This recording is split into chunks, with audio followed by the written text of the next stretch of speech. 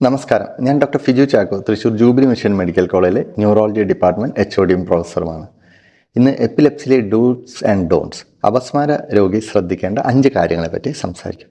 ഒന്നാമതായി, മരുന്ന് കൃത്യം കഴിക്കണം. അതാണ് ഏറ്റവും പ്രധാനം. അടുത്ത അസുഖം വരാതിരിക്കാനാണ് മരുന്ന് കഴിക്കുന്നതിന്. ഇന്നലെ വന്ന അസുഖത്തിനല്ല, ഭാവിയിൽ നാളെ അസുഖം വരാതിരിക്കാനാണ് മരുന്ന് കഴിക്കുന്നത്. അത് ഒരാഴ്ച കഴിച്ചാൽ പോരാ, ഒരു മാസം കഴിച്ചാൽ പോരാ. വണ്ടി, വീടൊക്കെ ഇൻഷുറൻസ് എടുക്കുന്ന പോലെ ഫ്യൂച്ചറിൽ അസുഖം വരാതിരിക്കാൻ അത് മരുന്ന് കൃത്യമായി കഴിക്കണം.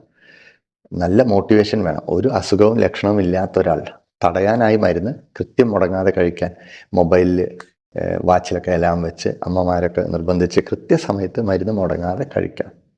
രണ്ടാമത്തെ കാര്യം, ഉറക്കം മുടങ്ങരുത്.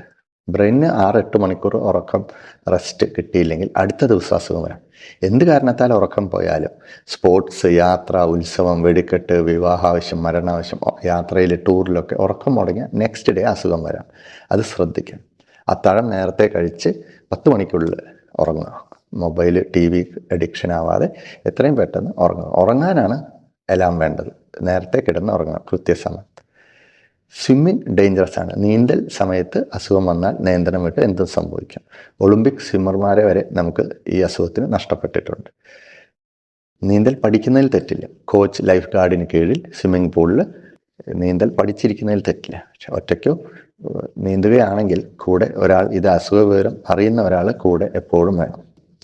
മദ്യം ഒട്ടും പാടില്ല. മദ്യം കഴിക്കുമ്പോഴും ആ ലഹരി പിടിക്കുമ്പോഴും പിറ്റേന്ന് മദ്യം നിർത്തി പിറ്റേന്ന് ബ്ലഡ് ലെവൽ ഇറങ്ങുമ്പോഴും അസുഖം വരാം. വിത്ഡ്രോവൽ സീഷർ വരാം. ഒരു മദ്യവും പാടില്ല.